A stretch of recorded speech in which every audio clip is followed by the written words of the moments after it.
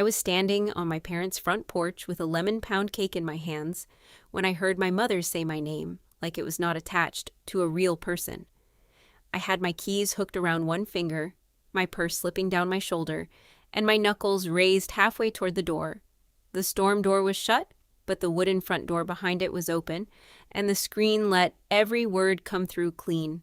My mother's voice carried from the kitchen, soft and certain, the way it always sounded when she had already made a decision for everyone else.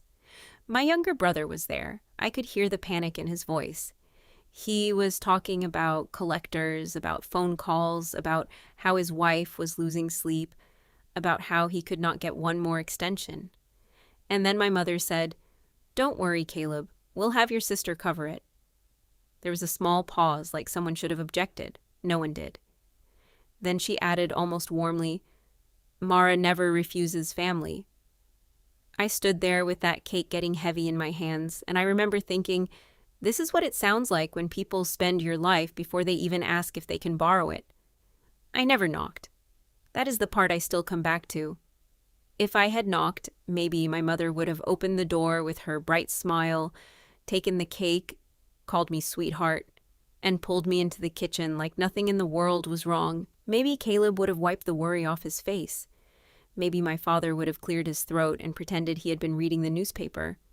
Maybe I would have sat down at their table, eaten a slice of my own cake, and become the same Mara they had always known. The helpful one, the steady one, the daughter who took care of things quietly, without making anyone feel ashamed. But I did not knock. I stood still. I listened. And in that 1 minute on the porch, with the smell of lemon and sugar rising from the foil pan, something inside me finally understood that my family did not think of my money as mine. They thought of it as waiting for the next crisis, waiting for the next bad choice, waiting for them to decide when I should open my hand. My name is Mara Ellison. I was 35 years old that spring, married to a man named Owen who knew how to fix almost anything, except the ache I carried when it came to my family. I worked as a bookkeeper for 4 small businesses in our county, a tire shop, a dentist's office, a farm supply store, and a bakery that paid me partly in cinnamon rolls every December. I liked ledgers because ledgers did not pretend. Numbers did not cry, flatter, guilt trip, or say, after everything we've done for you. Numbers just sat on the page and told the truth. That was why I trusted them more than I trusted most people. I learned to count before I learned to defend myself. When I was 17, my father lost his job at the packaging plant, and our house became a place where envelopes piled up unopened beside the microwave. My mother, Vivian, hated bills. She treated them like bad weather, like if she looked away long enough, the storm might miss us. My father, Glenn, got quiet after the plant closed. He had been a big man in my childhood, loud at baseball games, good with a wrench, always smelling like sawdust and machine oil. After the layoff, he seemed to shrink without losing a pound. So I started opening the mail. I called the power company in a voice I tried to make sound older. I made payment plans. I wrote down due dates. Nobody officially gave me that job. Nobody sat me down and said, Mara, we are putting too much on you. It just happened. The way leaks become stains before anyone admits the roof is bad. By the time I left for community college, my family already knew who I was. I was the one who remembered birthdays and insurance deadlines. I was the one who helped Caleb fill out forms because he hated paperwork. I was the one my mother called when her debit card declined at the grocery store, when Dad's truck needed brakes, when Caleb needed gas money to get through Friday, when my grandmother Ruth needed rides to treatment and someone had to track the medical bills. At first, it made me feel useful. That is the dangerous thing about being needed too young. It can feel like love. It can feel like proof that you matter. You mistake exhaustion for importance. You mistake responsibility for respect. And slowly, without anyone saying it directly, your whole identity becomes a service. You become the person who does not need help because everyone else already needs yours. I set the lemon cake down on the top step very carefully. I do not know why I was so careful. Maybe because if I slammed it down, then I would have had to admit I was angry. Maybe because some childish part of me still did not want to make a mess on my mother's porch. Then I turned around, walked back to my car, got in, and drove home with both hands locked on the wheel. Their house was only 12 minutes from mine, but that drive felt like crossing from one life into another. At every stop sign, I heard my mother again. "We'll have your sister cover it. She never refuses family." Not, "We'll ask Mara." Not, "Maybe Mara can help." Not, "We should see what she and Owen can afford." They had already spent me. They had already decided my answer. They had already counted my money into Caleb's debt without giving me a chair at the table. The worst part was that they were not entirely wrong. I had never really refused them, not in the way that mattered. I had delayed, I had sighed. I had said, "Menin, this is the last time," and then answered the next call anyway. I had paid Caleb's apartment deposit when he was 23 and said he was finally going to get serious. I had covered part of my father's truck repair because he needed it to get to interviews. I had sent my mother grocery money in winter, paid the heating bill one Christmas, helped with funeral costs for an uncle who had not spoken to me in 5 years, and once quietly paid off a payday loan Caleb had taken because I was scared my parents would lose their checking account over it. Every time I told myself it was temporary. Every time, nobody paid me back. Every time the family memory erased the debt as soon as the crisis passed. In their version of history, I had not loaned money. I had helped. And helping, they believed, did not leave a balance. Owen was home when I walked in. He was at our little kitchen table with his work boots unlaced and a glass of water beside him, reading something on his phone about a faulty breaker panel he had seen that day. Owen is an electrician, which means he respects danger even when it is invisible. He looked up, saw my face, and put the phone down. He did not ask too many questions. He did not rush me. He just said, "Tell me." So I did. I told him about the porch, the screen door, Caleb's voice, my mother's certainty, my father's silence, and that sentence. "She never refuses family." Owen listened the whole way through. He did not interrupt once. That was one of the reasons I married him. My family had trained me to make my problems small before speaking them. Owen had trained me, slowly and patiently, to finish a sentence. When I was done, he leaned back in his chair and looked toward the hallway, not angry exactly, but focused. His face got the same look it got when he was staring at a wall and trying to figure out where the bad wire ran. Then he said, "Mara, where's the money right now?" I knew exactly what he meant. Our savings, the account, the number my mother did not know to the penny, but knew existed because she had a sixth sense for resources. "Same bank as always," I said. "The old savings, the one we started after the wedding." Owen nodded slowly. "Who knows about it?" I almost said nobody. Then I stopped. My mother knew we had savings. She did not have the password. She was not on the account. But she knew the bank. She knew the branch. She knew enough to pressure me. And there was another thing, a smaller thing, a thing I had not thought about in years, a joint account from when Grandma Ruth got sick. My mother and I had opened it together to manage Grandma's care money. Grandma had passed 4 years earlier, but the account still existed. I had left it open because closing things takes time, and because nothing bad had happened yet, which is how so many bad things begin. Owen put both hands flat on the table. "Move it," he said. I blinked at him. "Move what?" "Every penny that belongs to you and me. Tonight. Not after you talk to your mom. Not after they come up with a story that makes you feel cruel. Tonight." He was not loud. Owen is almost never loud. That made it hit harder. He explained it the way he would explain a live panel to a homeowner.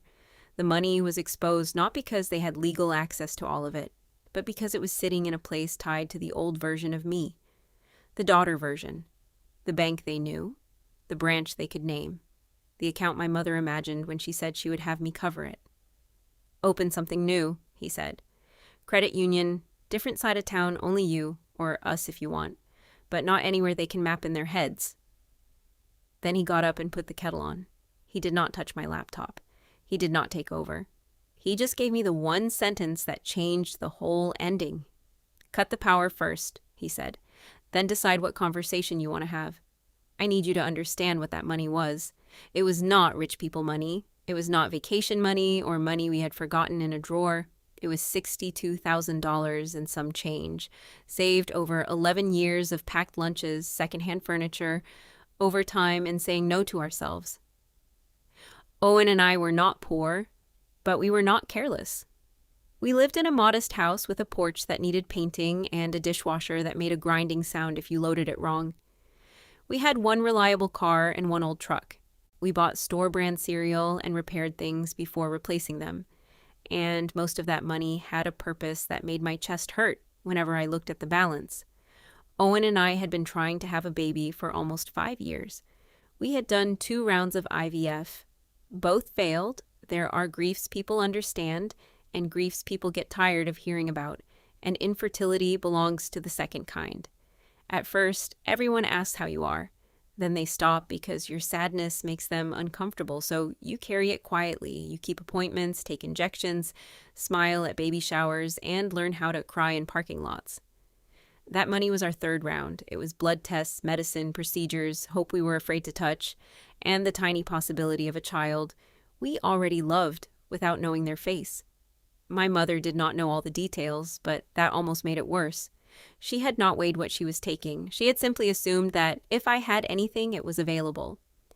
The next morning, my mother called before 9. I was at my desk at the farm supply store, entering invoices for cattle feed and fertilizer, when her name lit up my phone. I stared at it for 3 rings. Then I answered, because old habits do not die just because you finally see them. She was sweet. Too sweet. My mother has different voices, and I know them all. There is her church voice, her company voice, her wounded voice, her I am only trying to help voice, and her sugar voice. Sugar voice means she wants something and has decided you should feel honored to give it. "Mara, honey," she said. "How are you? How's Owen? Did you get that storm last night?" I gave small answers. Fine. Good. A little rain. Then she drifted toward Caleb like a leaf circling a drain. "Your brother is having a hard time," she said. "A real hard time. You know how things snowball on him." I said, "That's too bad." She paused. She had expected more. Maybe a question, maybe worry, maybe the old version of me already reaching for a solution. When I offered nothing, she tried again. "He is embarrassed, of course. Men get embarrassed about money, but family is family." I looked at the invoice in front of me. 48 bags of mineral supplement, due net 30. Numbers behaved so much better than people. "I'm sorry he's dealing with that," I said. My mother's voice tightened by one thread. "Well, I thought maybe we could all sit down soon. And I was thinking about that old account from your grandmother. We never did close it. It might be handy, for family situations." There it was, the unlocked door. She had not forgotten it. I had. That was the first real chill of the week. Not the porch, not the debt. That account. Because it meant my mother had been thinking in roots. She had a little map of access in her head. She knew where I banked. She knew the history. She knew there was one account with both our names on it. And even if there was not much money in it, it represented a connection she could use. I told her I had to get back to work. She sighed, the soft, disappointed sigh that had raised me better than any belt ever could have. "We'll talk later," she said. "I know you'll do what's right." I hung up and sat still until the computer screen dimmed.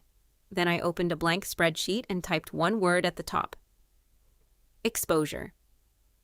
That day after work, I drove to a credit union 40 minutes away, in a shopping plaza near a pet store and a tax office, where nobody knew my mother and nobody would ask if I was Vivian Ellison's daughter. I opened a new account. It was almost insultingly ordinary. A plastic chair, a clipboard, a young woman named Denise with tidy nails and a tired smile. She asked for my ID, my address, my social security number, and whether I wanted paperless statements. She had no idea she was helping me step out of a role I had been playing since high school. That is how life changes sometimes. Not with music, not with thunder, with a pen chained to a desk and a pamphlet about overdraft protection. When I got home, Owen had dinner waiting, scrambled eggs and toast because neither of us had the energy for more. I sat down with my laptop. I began transferring money in careful amounts, documenting everything. I labeled each transfer. I saved confirmations. I downloaded statements. I made a folder on my desktop and another on a flash drive. I did not move like someone stealing away. I moved like someone returning property to its rightful owner. The first new twist came the next evening, and it told me Caleb's problem was uglier than my mother had admitted. His wife, Paige, texted me while I was folding towels. Paige had married my brother 2 years earlier in a barn wedding my parents could not afford, and I partly paid for because my mother had cried over the deposit. Paige had a pretty face, a sharp tongue, and the ability to turn any conversation into evidence of how hard her life was. Her text said, "I hope you know Caleb is falling apart.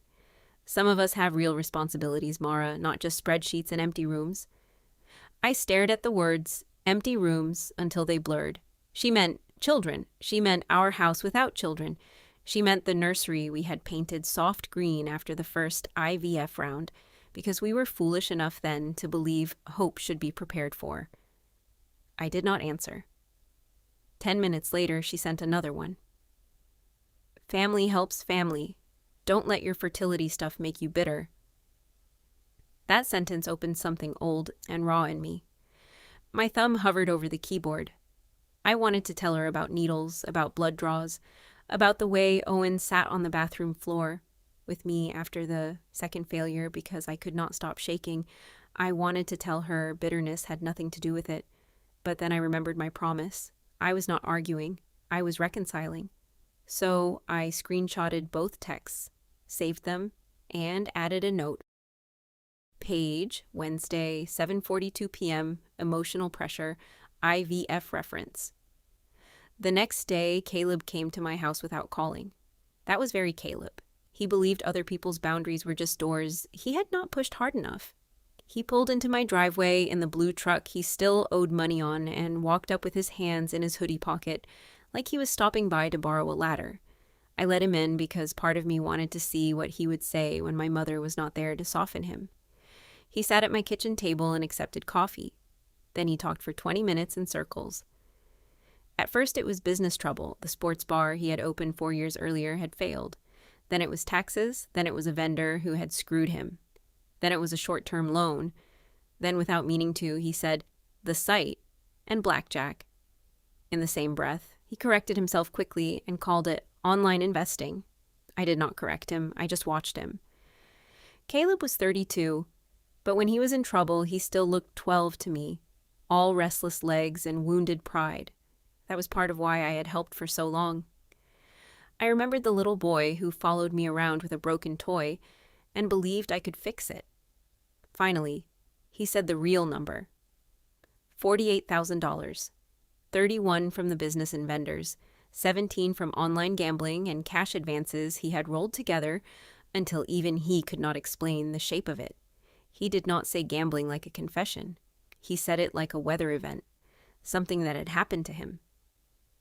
"You and Owen are fine," he said, looking around my kitchen like stability was a luxury item I had bought to shame him. "You've got no kids, 2 incomes, all that money sitting there. I'm not asking you to ruin your life." That was when I almost laughed. He really believed that. He believed taking the money we had saved to try to have a child was not ruining anything because the child did not exist yet. To him, our hope was less real than his truck payment. "What exactly are you asking?" I said. He looked annoyed, as if making him say it was rude. "A loan. Mom said you could move things around," Mom said. There it was again. The permission had already been granted by someone who did not own the money. While he talked, my phone buzzed. It was a message from a number I did not recognize. I opened it later after Caleb left and found a short text from Paige's mother, Lorna. "Vivian said you may be helping with Caleb's settlement. Please let us know timing. We are getting calls too." I read it once, then again. My mother had not only decided I would pay, she had apparently begun telling other people. She had turned my savings into a pending transaction. I felt embarrassed before I felt angry, and that embarrassed me even more. That is how deeply training can run. Someone can spend your money in public and your first instinct is shame that you might not meet the expectation. I saved that text too. That night, I remembered the old joint account fully. When Grandma Ruth was sick, money had come from her small pension, a little life insurance, and the sale of her car. My mother said she was too overwhelmed to manage it. My father said he did not understand online banking. Caleb said hospitals made him depressed. So I handled it. I drove Grandma to chemo. I sat with her during transfusions. I called insurance. I paid the pharmacy. I tracked every bill because that was how I loved her. After she died, there was almost nothing left. Just a few $1,000s my mother had added at different points for convenience, and some leftover funds that had been used for final expenses. The account stayed open because grief makes you postpone boring tasks, and then boring tasks become invisible. I called the bank Friday morning. A woman named Patricia explained what I already half knew. Joint account, equal access. Either person could deposit or withdraw. Closing it completely usually required both owners or a formal process. I could remove some links, I could stop any future deposits, I could move money that was clearly mine if any remained, but I could not erase my mother from it by wishing. I thanked her and asked for alerts on any activity. When I hung up, I felt as if I had discovered a window cracked open in a house I thought I had locked. So I went looking for the old history, not feelings, records. I started with bank statements. I went year by year, account by account, downloading PDFs and building a ledger. Date, amount, person, reason, repaid. The first few entries were small, $200 for Caleb's car insurance, $300 for my mother's dental bill, $600 for Dad's truck repair. Then the numbers grew. $1,000 for Caleb's first apartment, $1,200 toward the bar lease, $800 for a liquor license fee he swore was the last missing piece, $1,500 when my parents' property taxes were short because Caleb had been between jobs while living with them. Every line had a memory attached, a phone call, a sigh, a promise, a sentence like, "We hate to ask." But in the repayment column, the number was always the same, 0, 0, 0. The strangest thing was not how much I had given. It was how little I had allowed myself to remember. I had folded each wound away as soon as it happened, because remembering would have required me to change.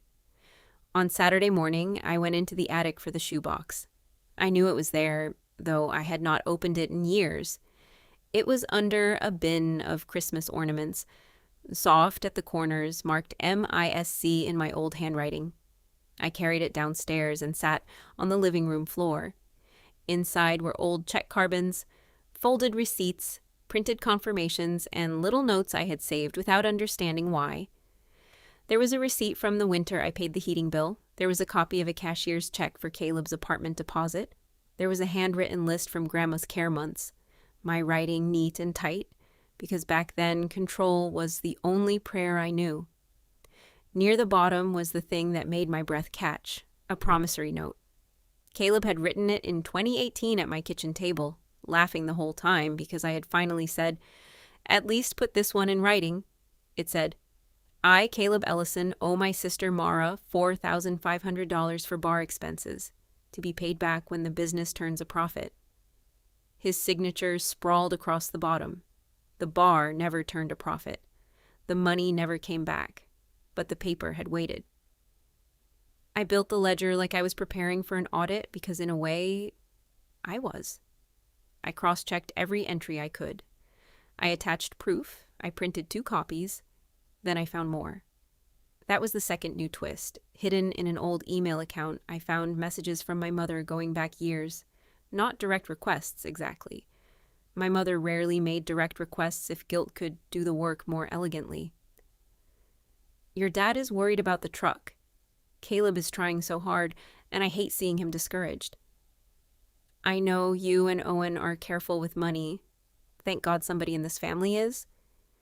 In one email from years before, after I had paid Caleb's bar lease, she had written, "We will make sure he pays you back when he gets steady." We, not Caleb. We. I printed that too. Because people forget what they owe, but inboxes do not. By Sunday night, the total was $27,850, more than I expected, less than it felt like. That number did not include the emotional labor, of course. It did not include the years of phone calls, the forms, the rides, the appointments, the way my mother handed me every hard thing and then got credit for surviving it. It did not include the fact that Owen and I had postponed things because I kept helping with emergencies that were never mine. But even the hard number was enough. $27,850 given, zero repaid. And now they wanted $48,000 more, not asked, wanted, planned for, promised. My father called that evening. I almost did not answer, but Dad calling was rare enough that fear beat discipline. His voice sounded tired. He asked if I had eaten. That nearly broke me. Not because it was much, but because it was him. And I still had a child's hunger for my father to notice when I was hurting. Then he said, "Your mother is worried sick?" I closed my eyes. There it was. He told me Vivian had not slept. He told me Caleb was scared. He told me Paige was talking about leaving if he did not fix it. He told me collectors were calling Paige's mother and making the whole family look bad. Then he told me something I had not known. When my mother was 9, her family lost their house. Her father had borrowed against it, missed payments, and one day they came home to a notice taped to the door. My mother had stood on the lawn with a paper bag of clothes while neighbors watched. Dad said she never got over it. "She's terrified of the family falling apart over money," he said. For a moment, I softened. I saw my mother as a little girl on a lawn, humiliated by adults who had failed her. I understood, maybe for the first time, why she clutched and controlled and called it love. Then Dad sighed and said, "So you'll help your brother, right? You always do." And just like that, the little girl on the lawn became a bill in my hand. Monday morning, my mother sent a group text. She created a thread. With me, Owen, Caleb, Paige, and my father, that was new. Public pressure. "We need to sit down Saturday and settle this as a family," she wrote. "Mara, please have the account information ready. We are not going to let Caleb drown." I stared at the words. Account information. Owen, standing behind me with his coffee, read it over my shoulder and said nothing, but his jaw moved once. Caleb added, "Thank you. I knew you'd come through." Paige sent a praying hands emoji. My father sent nothing. I typed, "Eleanor, Saturday works." Then I put the phone down and felt an odd calm settle over me. They thought they were scheduling an intervention. They thought a room full of faces would turn me back into the Mara they knew, but they had made one mistake. They were coming to my house, my table, my records, my ground. That week I prepared, not angrily, carefully. I made sections. First, current savings, moved, safe, hours. Second, joint account, balance, ownership, mother's contributions, activity alerts. Third, historical ledger, $27,850 given, zero repaid. Fourth, promissory note, $4,500 signed by Caleb. Fifth, communications, texts from Paige, texts from Lorna, emails from my mother, group text showing assumption. Sixth, boundary statement. Owen called that one your closing argument, and I told him not to make me laugh while I was stapling, but he was right. I wrote down what I needed to say because I knew my family's weather. My mother would cry, Caleb would accuse, Paige would insult, Dad would look at the floor. If I trusted emotion, I would get swept. If I trusted the page, I might survive. On Thursday, the bank called. There had been activity on the joint account. My body went cold before the representative finished explaining. Someone had visited a branch and asked about withdrawing funds. The available balance was just over $3,200. No large withdrawal had happened because there was no large amount to withdraw. The rep could not say much more, but she did confirm my mother had been the one present. I thanked her, hung up, and stood in the kitchen with my hand on the counter. Owen came in from the garage and saw my face. "She went," I said. "To the bank." He nodded once, not surprised. That hurt too, that he had understood my family so clearly while I was still trying to give them softer motives. My mother had gone to the bank before sitting down with me. She had tested the one door she had a key to. She had found almost nothing there. Not because she changed her mind, because I moved first. Friday brought the last proof. Caleb called at 9:16 p.m. I wrote the time down afterward because that is what I do now. He did not bother with sweetness. He was scared. And fear in Caleb always dressed itself as anger. He said I needed to stop making this complicated. He said Paige was humiliated. He said Mom was crying because I was acting like a stranger. He said Owen had turned me against my own blood. Then he said, "It's not like it's only yours anyway. Everything we have is family. That's how Mom raised us." I remember looking across the room at Owen, who was pretending not to listen, while replacing a loose hinge on the pantry door. Everything we have is family. There it was. The foundation stone.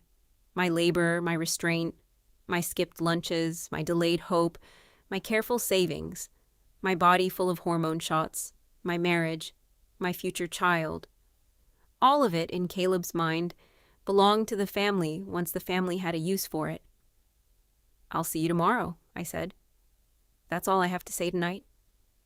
He cursed under his breath and hung up. At midnight, my mother texted me privately. Maybe she thought private words could still reach the old place in me. "Your brother needs $48,000, she wrote. "I know it sounds like a lot, but he can pay it back when he is steady. We will sort the account tomorrow. You have always done the right thing, Mara. Please don't let pride change your heart." Pride. That word almost made me laugh. Pride was not what had moved the money. Fear had started it. Truth had finished it. I saved the text, printed it in the morning, and added it to the folder. Then I sat in the dark with the papers stacked in front of me and realized something that made me almost peaceful. For my whole life, the right thing had meant the same thing as the expensive thing. The thing that cost me was called kindness. The thing that protected me was called selfishness. But maybe they had named it wrong. Maybe the right thing was not paying. Maybe the right thing was finally refusing to fund a lie. Saturday morning was gray and cold. I woke before my alarm, clear-headed in a way I had not expected. Owen was already in the kitchen making coffee.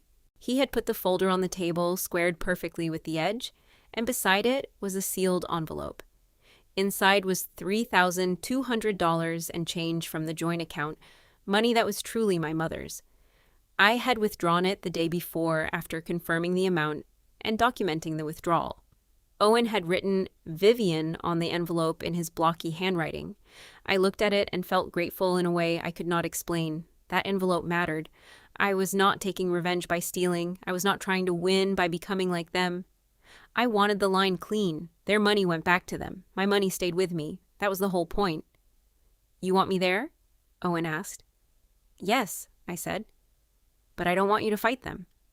"I know. I mean it." "I know." He handed me a mug. "Your show." That was Owen. No speech, no dramatic promise. Just steady presence. My family had always treated my competence as something they could use. Owen treated it as something he could trust. The cars arrived just after 10. My parents came together in my father's silver sedan. Caleb and Paige pulled in behind them in the blue truck. I watched from the front window as my mother got out wearing her good navy coat, the one she wore to church and funerals and meetings where she wanted to look reasonable. Paige stepped down from the truck with sunglasses on her head and her phone already in her hand. Caleb looked pale. My father looked like he wished he could dissolve into the driveway.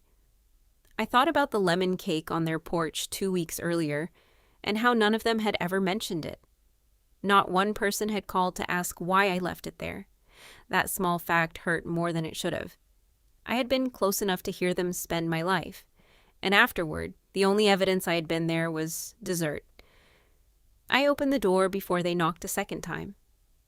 My mother came in first, arms open. "Mara, honey," she said, as if affection could reset the room. I let her hug the air between us. Caleb walked past me without meeting my eyes. Paige glanced around my living room like she was appraising what could be sold. My father touched my shoulder lightly as he entered, then dropped his hand as if he had done something too brave. They sat the way people sit when they believe they are the meeting. My mother took the center of the couch. Caleb sat in the armchair. Paige perched on its arm. Dad sat at the far end of the couch with his knees together. Owen sat in the chair near the window with coffee in his hand, silent. I stayed standing beside the table. I did not plan that. It just happened. They sat like a jury. I stood like the witness who had brought receipts. My mother patted the couch beside her. "Sit down, sweetheart. We need to talk like family." I looked at the empty space beside her that had always been my assigned seat. Close enough to be touched, close enough to be softened, close enough for her to lower her voice and make me feel cruel. I did not sit. "We can talk like this," I said. Her smile tightened. "All right," she said, and turned to Owen. "This is family business, Owen. I hope you understand." Owen took one sip of coffee. "I live here," he said calmly. That was all. My mother's mouth pressed into a line. She had expected him to be either absent or aggressive. She did not know what to do with steady. She began the way I knew she would. Caleb was in real trouble. The debt was serious. The collectors were cruel. Paige's mother was being dragged into it. My father and she had discussed it. Everyone needed to come together. The easiest thing would be for me to move the money that day. Caleb would pay it back when he got steady. Nobody used the word gambling. Nobody used the word savings. Nobody used the word I have VF. My mother spoke as if she were arranging a casserole schedule after a surgery. Then Paige jumped in. "It's not like we're asking for a vacation," she said. "This is survival." Caleb leaned forward, elbows on knees. "I hate asking," he said, though he had not actually asked. My father stared at the rug. I let them finish. That was important. I let every assumption enter the room and take off its coat. Then my mother reached for my hand. I let her touch my fingers. Her skin was warm.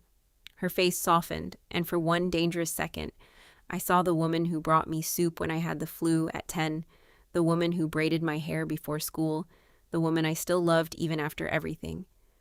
"Mara," she said, "don't make this harder than it has to be. You never refuse family." There it was. Not through a screen door this time. Not overheard.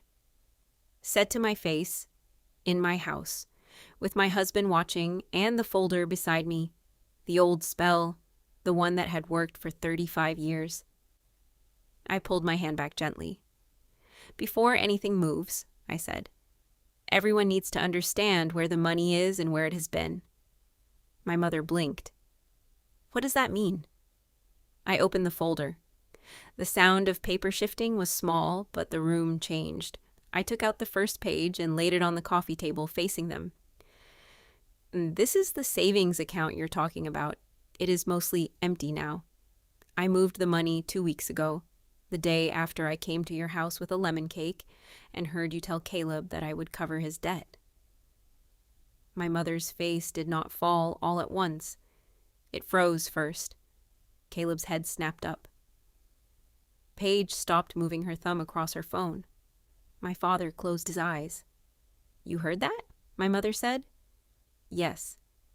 "Mara, that was a private conversation." I looked at her. "About my money." No one answered that. I laid down the second page. "This is the joint account from Grandma Ruth's care. Mom, you went to the bank about it Thursday. There was $3,200 and change in it. Almost all of that was yours. I withdrew it, documented it, and put it here." I placed the envelope on the table. "That is your money, every cent. I am not keeping it.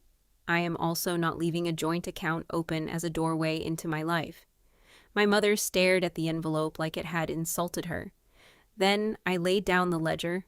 It was 7 pages long, date, amount, purpose, repaid. I watched Caleb's eyes move over the first lines without understanding, or maybe he understood, and wished he did not. "This," I said, "is every dollar I could document that I have given this family since 2014. It does not include time. It does not include rides, calls, forms, or grandma's care. It is only money I can prove. I turned a page. Apartment deposit, truck repair, heating bill, bar lease, vendor payment, payday loan, property tax shortage, wedding deposit. Paige's face changed at that one. She had forgotten, or she had chosen to. Total documented amount, $27,850. Total repaid, 0. The room went so quiet I could hear the refrigerator hum. My mother recovered first because she always did. Mara, nobody asked you to keep score. That is not true, I said. You all asked me to keep score every time you said you would pay it back. Caleb stood. Are you serious right now? You made a spreadsheet? Yes. About your own family? Yes. He laughed once, ugly and sharp. That's sick. Paige nodded quickly. It is. Real family does not keep a ledger. I looked at her. Real family also does not text a woman that her baby might not happen because they want her savings. Color rose in her face. My mother turned toward Paige. What is she talking about? Paige looked away. I took out the screenshot and laid it down. My mother read it. For once, she had no immediate sentence. I placed the promissory note on top of the ledger. This one is yours, Caleb. $4,500. You wrote it in 2018. You signed it. He stared at his own handwriting. That was a joke. The money was not. The bar was supposed to pay you back. The bar failed. You know I didn't have it. I know. That is why I did not chase you. But not chasing you is not the same as being available forever. My voice surprised me. It was steady. Not cold. Just steady. For years I had thought strength would feel like anger. It felt more like balance. My mother stood then. Her wounded voice arrived, but underneath it was anger. After everything I sacrificed for you, this is what you bring out? Papers, screenshots? You want to humiliate your brother? No, I said. I want the truth in the room. The truth is, family helps family. Family is not a blank check. Her eyes flashed. We raised you better than this. That sentence landed hard. It always had. We raised you better, meaning obedient, meaning useful, meaning available. I felt the old guilt rise, hot and familiar, but this time it met the folder, the envelope, the ledger, the weeks of proof. It could not find a place to stand. I took one breath. I love you, I said. All of you, but love is not access. Love is not a credit line. Love is not taking the money Owen and I saved for a child and calling it family duty because Caleb gambled and hid it. Caleb shouted, I did not gamble all of it. It was the wrong defense, and he knew it as soon as he said it. My father looked up sharply. My mother turned toward him. Caleb? Paige started talking fast. That is not the point. The point is he was trying to fix things. With blackjack? I asked. Paige glared at me. You are enjoying this. That was when I almost lost my calm because I was not enjoying anything. My hands were cold. My stomach hurt. I could feel every year of training pulling at me, begging me to make the room comfortable again. But I had promised myself I would not. I am not paying the $48,000, I said. The words were simple. The room treated them like violence. My mother's face went red. Caleb started pacing, swearing under his breath. Paige began filming, holding her phone low like she thought I would not notice. My father said, Maybe everyone should calm down. In a voice too small to do anything, my mother pointed at me. You selfish girl, you would watch your own brother drown. No, I said. I would watch my brother face the consequences of choices I did not make. Caleb snapped, You always thought you were better than me. No, I said. I always thought I was responsible for you. That was my mistake. Then came the moment I will remember until I die. My mother looked from the ledger to the savings statement to the date printed on the first transfer confirmation. Her anger paused. Her eyes narrowed. I saw the calculation begin. She realized the money had not disappeared that morning. It had not even disappeared after her group text. It had been gone from her reach since the beginning, since the day after the porch. You moved it before we talked, she said slowly. Yes. Before I called you? Yes. Before Caleb came over? Yes. Her voice dropped. You knew the whole time. I looked at her, and for the first time, I did not soften the truth to protect her from it. I heard you promise my savings to Caleb through your screen door. I came home. Owen told me to move every penny that night, so I did. My mother's eyes moved to Owen. Hatred flashed there for 1 second, bright and naked. So this was you, she said. Owen set his coffee down. No, Vivian, this was Mara. He did not say more. He did not need to. That one sentence did something to me. My family had always made me either their tool or someone else's puppet. If I obeyed them, I was good. If I refused, someone must have turned me. Owen gave the choice back to me in front of all of them. This was Mara. I could have cried from gratitude, but I did not. I stood still. They left badly. There is no graceful way for people to exit a room after discovering the money is gone.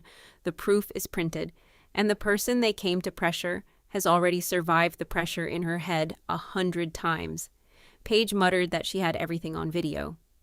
I told her she was welcome to keep it, but if she posted anything with lies about me or Owen, I would answer with documents. Caleb called me cold. My mother called me ungrateful. My father said nothing until he reached the door. I picked up the envelope and followed him. Dad, I said. He stopped. I handed it to him. This is Mom's. Please make sure she gets it. He looked at the envelope, then at me. For a second, something moved in his face. Shame, maybe. Or grief. Or the memory of who he had been before silence became easier. Mara, he said softly. I waited. I needed one real sentence from him more than I wanted to admit. He swallowed. Take care of yourself. It was not an apology. It was not enough. But it was the closest thing to seeing me he had managed in years. Then he walked out. The aftermath was not dramatic in the way people might expect. No one was arrested, no judge slammed a gavel, no one made a grand apology in my driveway. Real life is usually quieter and messier than that. Caleb did not get the $48,000. The collectors did what collectors do. His truck was repossessed 3 weeks later. He and Paige lost their apartment in the second month and moved into my parents' spare room, which had once been Caleb's teenage bedroom. Paige posted one vague status about people who choose money over blood, and I posted nothing. My mother did not speak to me for almost 5 months. When relatives called, I said only, I am not discussing private finances. That sentence became a wall. Some people pushed it, most got bored. One relative did not get bored.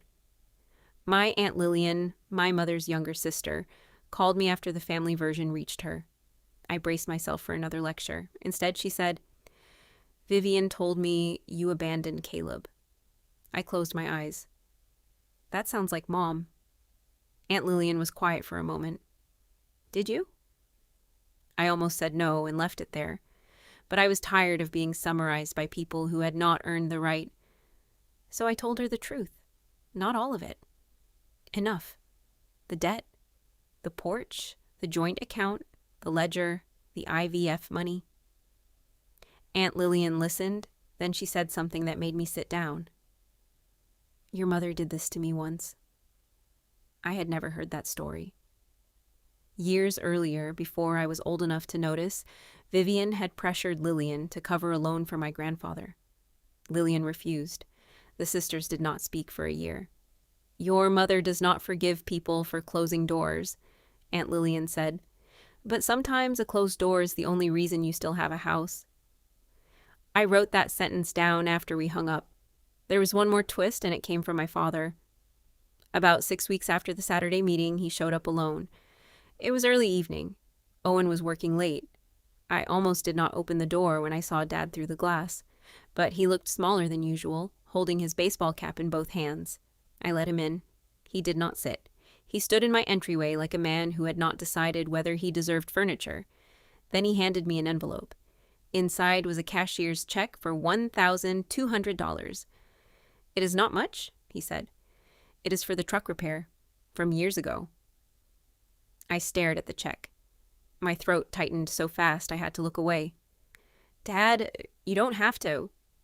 I do, he said. His voice shook. I should have said something, a long time ago, to your mother, to Caleb, to you. I waited, hardly breathing. He rubbed the brim of his cap. I let you become the grown-up because I was tired of feeling like I failed. That was wrong. It was not a perfect apology. It did not fix the years. It did not make him brave forever. But it was real. And real things, even small ones, matter. I took the check, not because I needed it, because refusing it would have let him avoid the weight of finally paying something back. I deposited it into the new credit union account and labeled it. Dad repayment, truck repair partial. The ledger changed for the first time. Repaid. $1,200. It was still not balanced, not even close. But 10 had become a number, and I cried in my car after leaving the bank because I had not realized how badly I needed one person in that family to admit the column existed. My mother's silence ended in September with a call about my cousin's wedding. Her voice was stiff. She told me the date, the church, the reception hall, and that Aunt Lillian asked whether I was coming. There was no apology, no mention of Caleb, no mention of the bank. Vivian, could turn a subject into a locked room better than anyone I knew. I said we would check our calendar. She said if they... Fine. Before hanging up, she added, I hope you are happy with how things turned out. There was the hook, shining. The invitation to defend, apologize, explain. I looked at the credit union statement on my desk. I looked at the appointment card for our fertility clinic. I looked at the ledger in its folder. I am at peace with my decision, I said. She was silent long enough for me to hear her breathing. Then she hung up. A month later, paperwork arrived from the bank for the joint account closure. My mother had finally signed. I do not know why. Maybe Dad pushed her. Maybe she got tired of the reminders. Maybe she wanted the last connection cut too so she could tell herself she had chosen it. I signed my part, mailed it back, and waited for the confirmation. When it came, I stood in the driveway holding the envelope and felt something loosen in my chest. One door had remained open because I had been careless with my own boundaries. Now it was closed, not slammed, closed, locked, done. Owen and I started the third IVF round that spring. I will not make that part prettier than it was. It was still frightening. It was still expensive. Hope still felt like carrying a glass bowl across a stone floor. But the money was there. Every careful dollar my family had assumed was waiting, for Caleb was still in our account, doing what we had saved it to do. I remember sitting in the clinic waiting room with Owen's hand around mine, watching a nurse call names, and thinking about the night he told me to move every penny.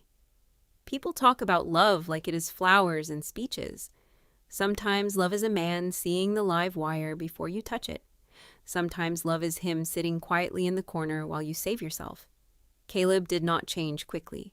People rarely do when consequences first arrive. He blamed me for the truck. He blamed Paige for pressuring him. He blamed the economy, the bar, the lenders, the apps, the pandemic years, bad luck, bad timing, everything except the choices that had his fingerprints on them. Paige left him once for 2 weeks, then came back when her mother got tired of hosting her. My parents' house became crowded and tense.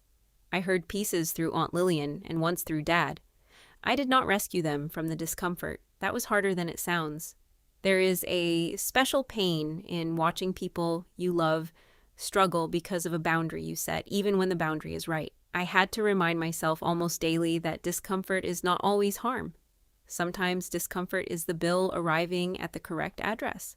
The folder still lives in my desk drawer. I do not look at it often. I do not need to. It is not there so I can stay angry. It is there because some truths need a home outside your body. For too many years, I carried the evidence inside me as stress, resentment, guilt, and headaches. Now it is paper, dates, amounts, messages, proof, quiet, clean, and waiting if anyone tries to rewrite me again. Here is what I learned, and I am saying it plainly because someone listening may need the words before they can use them. Love is not the same thing as access. Family is not a permanent withdrawal slip. Being reliable does not mean being available for every emergency someone else creates. You can love people and still move your money. You can understand their fear and still refuse to fund it. You can feel sorry for the child your mother used to be and still protect the adult you are now. And no is not always a weapon. Sometimes no is a lock on a door that should never have been left open. I used to believe keeping the peace meant paying whatever it cost. That was the family math I inherited. My mother's fear plus Caleb's mistakes plus my father's silence always equaled Mara covers it. For years, I balanced that equation because I thought changing it would make me cruel. But the week I overheard my mother on the porch, the numbers finally told the truth. The equation was wrong. The missing number was me. My life, my marriage, my future, my maybe baby, my right to earn money without having it treated like a family utility. I still think about that lemon cake. I think about it sitting on the porch step after I drove away, bright foil in the afternoon light. I wonder who found it. I wonder if my mother knew, even for a second, that I had been there. Maybe she did. Maybe she chose not to ask because asking would have opened a door she wanted closed.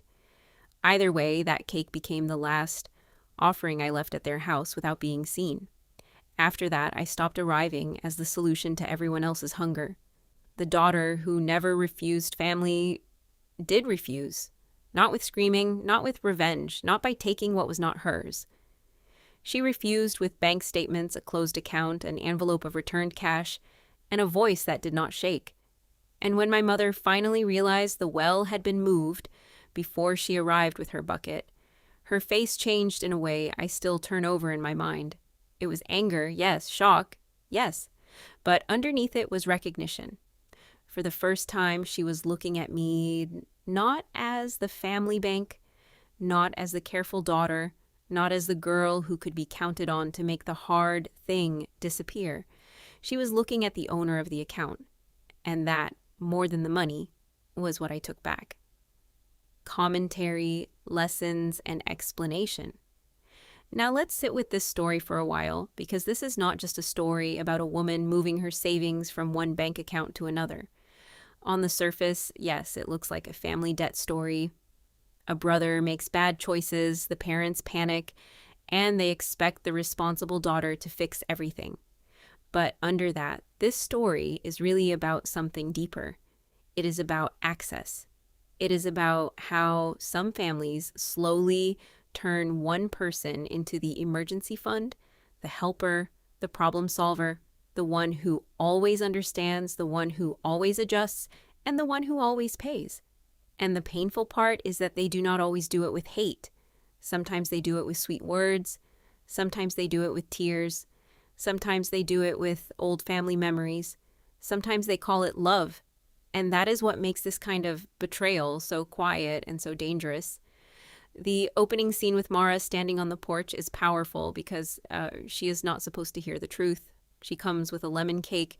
That detail matters. She is not coming to fight. She is not coming to expose anyone. She is coming as the same loving daughter she has always been.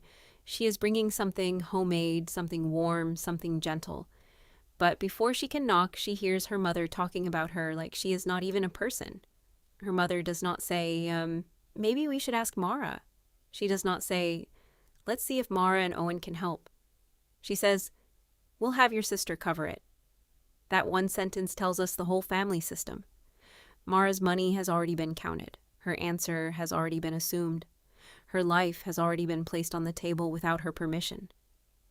And then the mother adds the line that becomes the heart of the whole story. Mara never refuses family. That is not a compliment. That is a trap dressed like praise. This is where we have to pause and ask a real question. How many people are praised only because they are easy to use? Sometimes families call someone kind, but what they really mean is, she will not say no. They call someone responsible, but what they really mean is, he will clean up our mess. They call someone strong, but what they really mean is, we can keep adding weight because they will not break in front of us. In Mara's case, her family has taken her best qualities and turned them into a tool. She is organized, she is steady, she is careful with money, she loves her family. These are good things, but her family has twisted those good things into a system where she becomes the safety net for everyone else's poor choices. And notice something very important. Mara does not explode on the porch. She does not kick the door open. She does not throw the cake. She does not start screaming. She walks away. That silence is not weakness. That silence is the first sign that something inside her has changed. In many revenge stories, the main character reacts with fire, but here the power comes from control. She goes home, tells Owen what happened, and starts thinking clearly. This is why the story feels calm, but still intense. The revenge is not loud. It is not about destroying people for fun. It is about removing access before the people who used her realize the door's closed. Owen's role in this story is also very important. He is not written as the hero who takes over. He does not grab the laptop and say, "I'll handle your family." He does not turn Mara into someone helpless. Instead, he gives her one smart idea: move every penny tonight. That one line is simple, but it changes everything. Owen understands danger in a practical way. He is an electrician, so he knows that before you talk about a live wire, you cut the power. That is exactly what he tells Mara to do emotionally and financially. Do not argue while your money is still exposed. Do not wait until your mother cries. Do not wait until your brother shows up. Do not wait until guilt starts working. Protect the money first, then have the conversation. That is one of the strongest lessons in the story. This is where the story becomes bigger than one family. A lot of people think boundaries begin with words. They think saying no is the first step. But sometimes the first step is not a speech. Sometimes the first step is action. Change the password, move the money, stop sharing the account, save the records, get your name off something, put the agreement in writing, reduce access. Because if someone has always used your kindness against you, they may not respect your words at first. So your boundary needs structure. A real boundary is not only what you say, it is what you change so the old pattern cannot continue. The money in this story is not just money either. That $62,000 is the couple's future. It is years of packed lunches, careful choices, delayed comfort, and quiet sacrifice. And most of all, it is tied to their IVF journey. That detail makes the mother's assumption even more painful. Mara and Owen are not saving for luxury. They are saving for the chance to have a child. They are saving for hope. So when the family tries to take that money for Caleb's debt, they are not just asking for dollars. They are asking Mara to give up a possible child for a brother who made reckless choices and a family that never paid her back. That is why Paige's messages are so cruel. When Paige says things like, "your fertility stuff," or talks about a baby that might not happen, she is not just asking for help.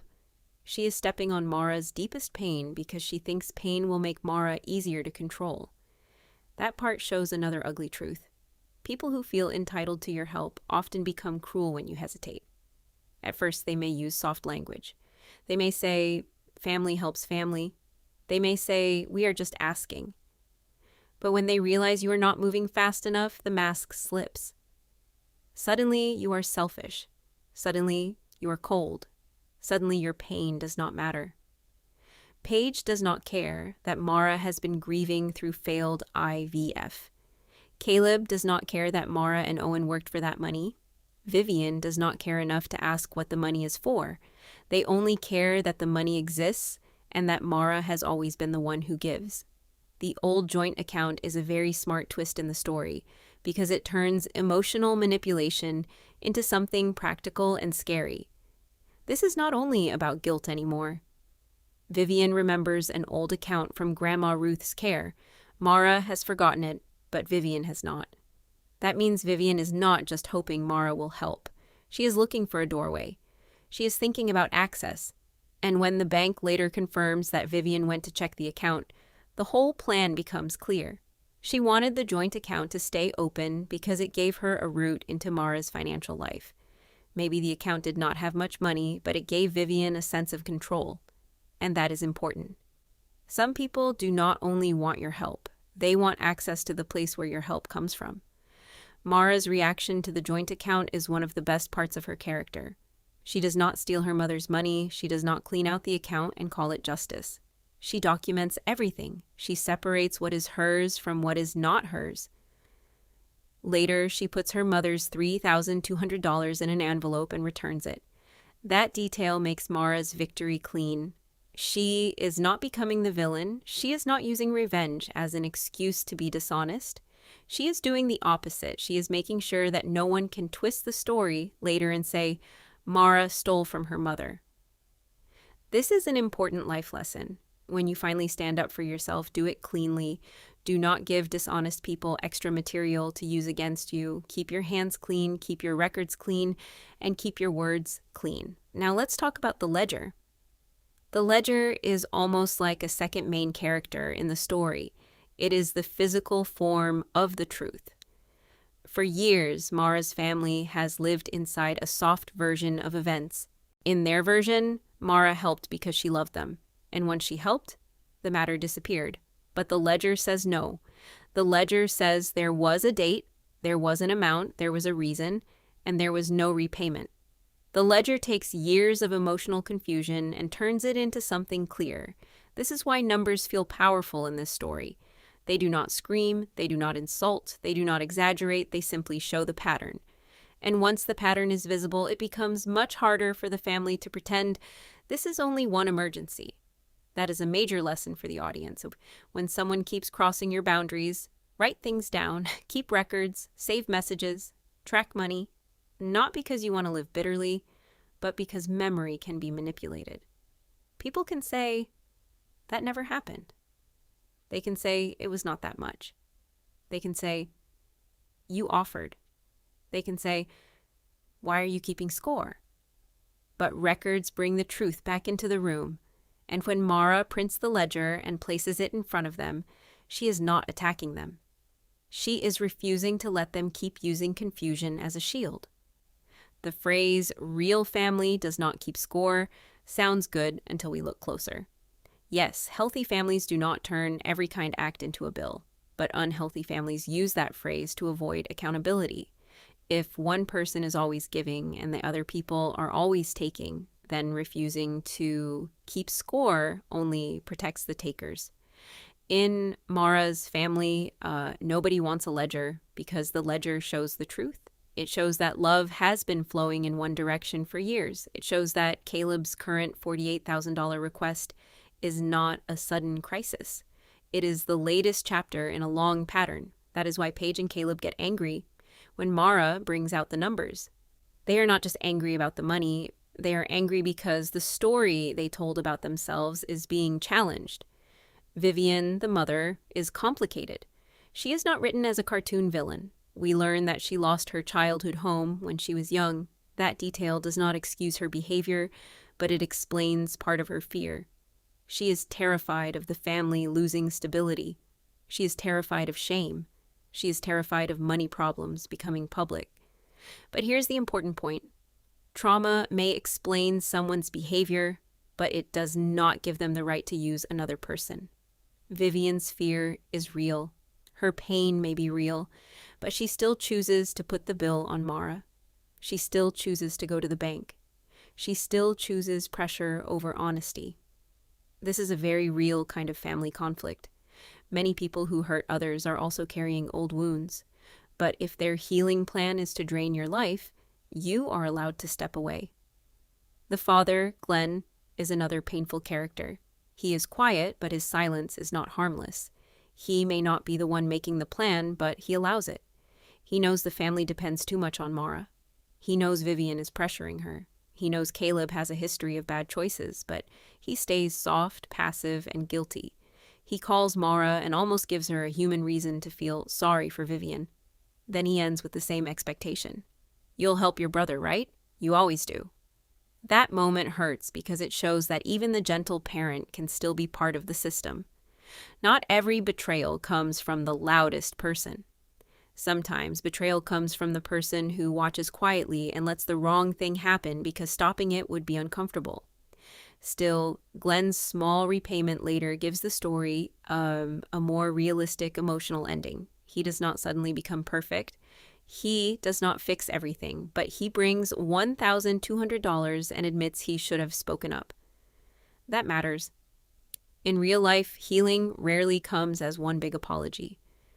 Sometimes it comes as a small check, a quiet sentence, or one person finally admitting that the column existed.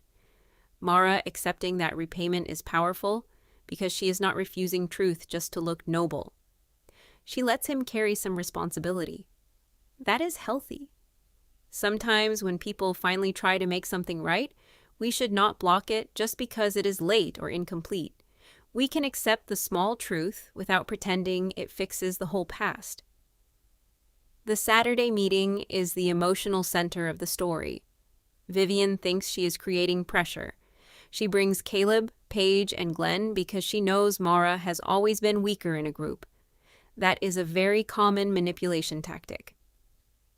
Some families do not want a private conversation because private conversations require honesty. They want an audience, they want several faces looking at you, they want the old family role to pull you back into place. Vivian expects Mara to sit on the couch, become the daughter again, and fold. But Mara stays standing. That physical detail matters. She does not sit in the old seat. She does not let her mother pat the cushion and guide her back into the old role. She stands beside the folder. She stands in her house. She stands on her own ground. When Mara says, "Love is not access," that is the heart of the lesson. It is simple, but it is deep. You can love your mother and not give her access to your savings. You can love your brother and not pay his gambling debt. You can love your father and still be hurt by his silence. You can care about your family and still choose your marriage, your child, your future, and your peace. Love does not mean every door stays open. Love does not mean your bank account becomes a family tool. Love does not mean you must save people from the same choices again and again. Sometimes love means telling the truth and letting people meet the consequences that belong to them. Caleb's line, "It's family money," reveals the whole mindset. He truly believes Mara's savings belong to the family because the family might need it. This is entitlement in its clearest form. He does not see the work behind the money.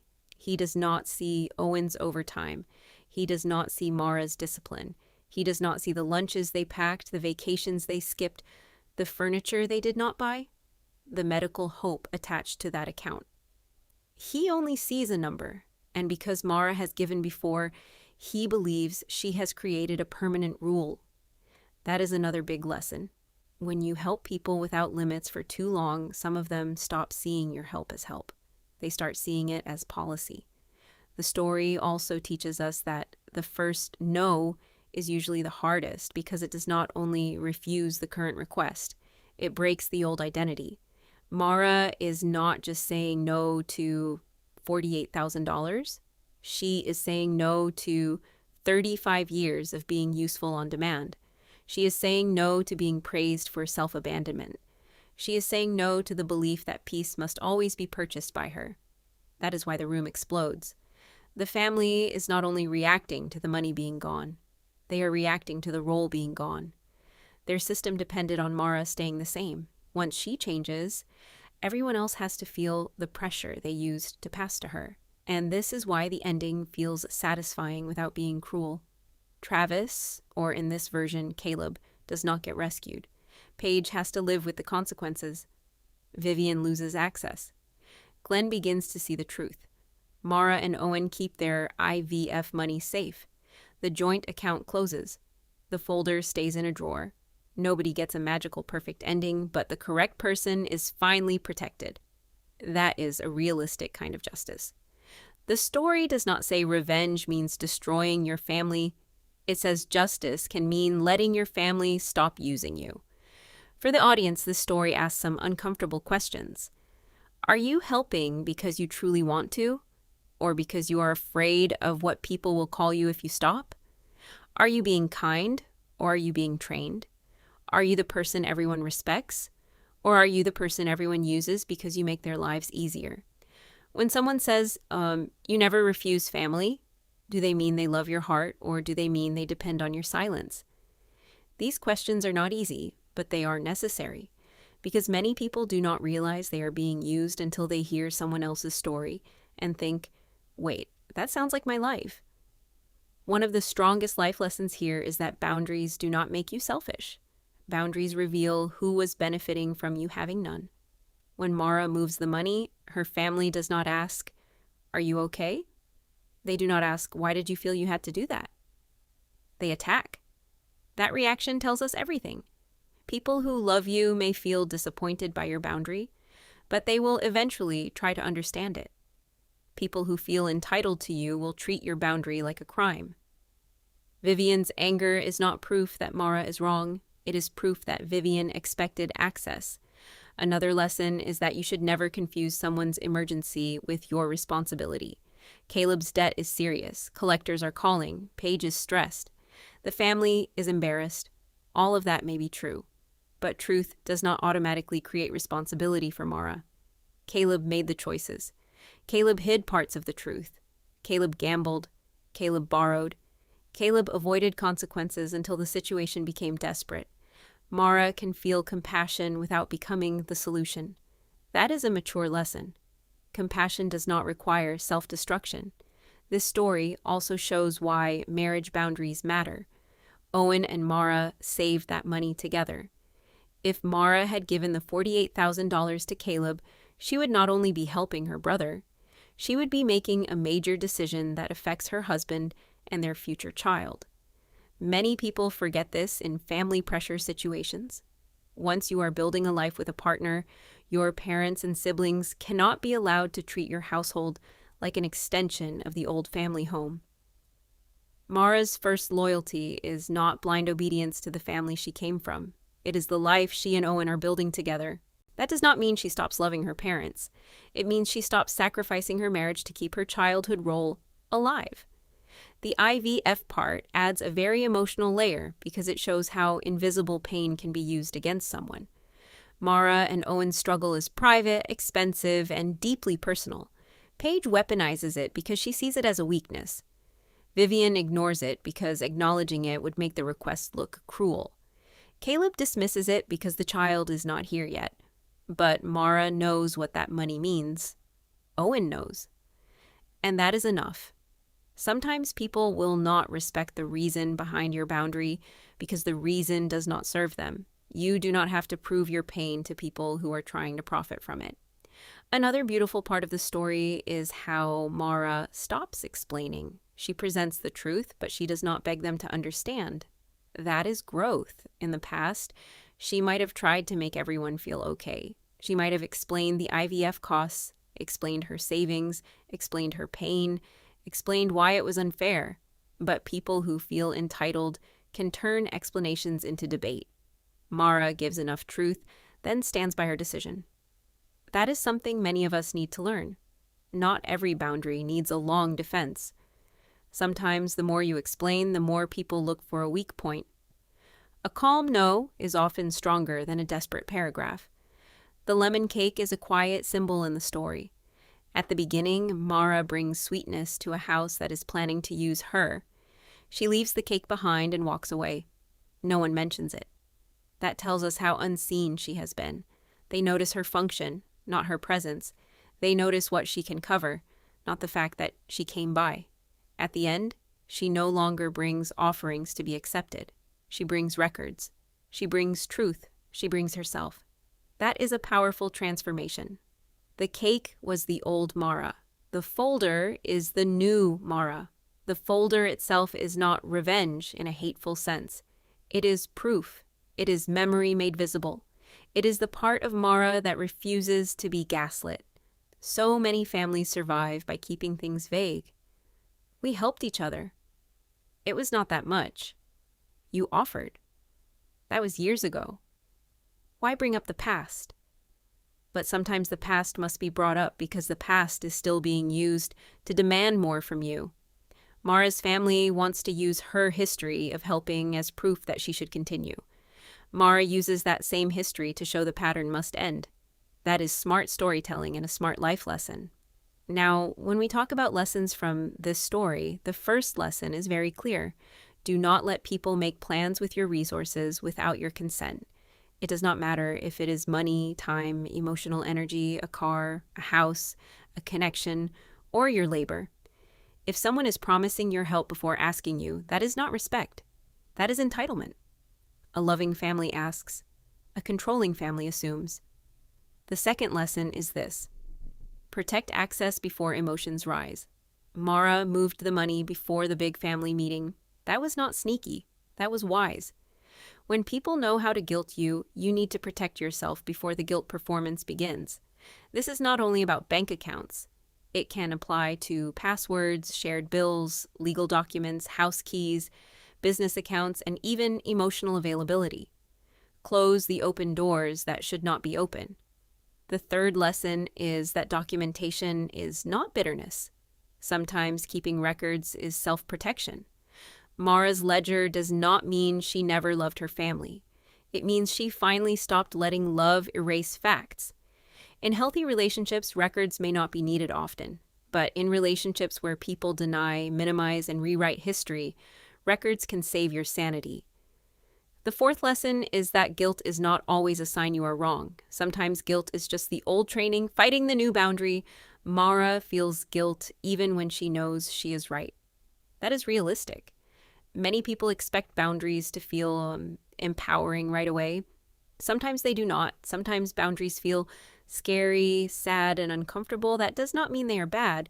It may simply mean you are doing something new. The fifth lesson is that you can return what is not yours and still keep what is yours. Mara returns her mother's money. She does not use the situation as an excuse to take extra. That is why her ending feels strong. She is not fighting dirty. She is fighting clearly. That is the best kind of justice. Clean hands, clear records, firm voice. The sixth lesson is that family love should not require financial blindness. Yes, families help each other. Yes, sometimes we support people in hard seasons. But support should not become a system where one person is always drained and everyone else is protected from consequences. Help should have honesty. Help should have limits. Help should not destroy the helper. The seventh lesson is about the word no. In this story, no is not cruel. No is the word that balances the page. No is the word that protects a marriage. No is the word that saves the IVF money. No is the word that ends the family bank. No is small, but it changes everything. And for people like Mara, who were raised to believe no equals betrayal, saying no can feel like becoming a bad person.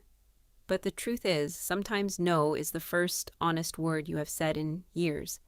This commentary is important because the story is not only giving entertainment, it is showing a pattern many people live with quietly.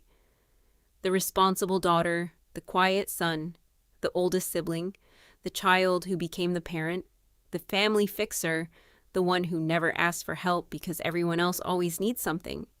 Stories like this matter because they give language to people who have been feeling something for years but could not name it. Maybe they thought they were tired. Maybe they thought they were selfish. Maybe they thought they were failing their family, but maybe they were just overdrawn. And that is the final idea I want to leave on the table. Every relationship has a balance, even if nobody writes it down. It does not have to be perfectly equal every day. Real love has seasons. Sometimes one person gives more, sometimes another person needs more. That is normal. But over time, there should be care going both ways, respect going both ways, gratitude going both ways. If everything only flows out of you and nothing comes back, that is not family balance. That is emotional debt. Mara's victory is not that Caleb suffers. It is not that Vivian is embarrassed. It is not that Paige loses control of the story. Mara's real victory is that she becomes real to herself again. She stops being just the account everyone draws from. She becomes the owner of her own life. And that is why the ending feels calm. She does not need to shout. She does not need to chase apologies. She does not need to post receipts online.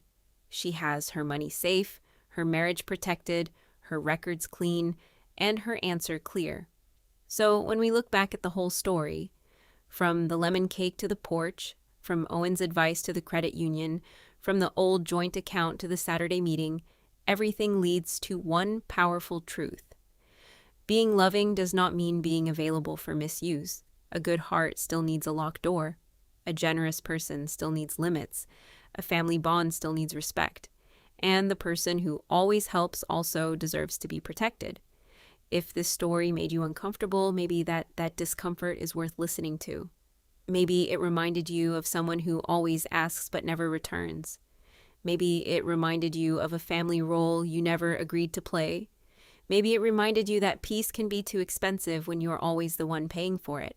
And maybe, like Mara, it is time to look at the numbers, look at the pattern, and ask one honest question. Am I helping from love, or am I being used because I never learned to refuse? That is the real lesson of this story. Love should not empty you. Family should not erase you. And no, when it is spoken with truth, can be one of the most loving words in the world. So tell me what you think. Was Mara right to move the money before the family meeting? Should she have confronted her mother on the porch, or was her quiet plan smarter? And have you ever seen a family treat one person like the emergency account for everyone else? Share your thoughts in the comments, because this is the kind of story that opens a real discussion. And if this story gave you something to think about, stay with us and subscribe, because every story here is not just drama. It is a mirror, a lesson, and sometimes the sentence someone needs in order to finally protect their own life. The end.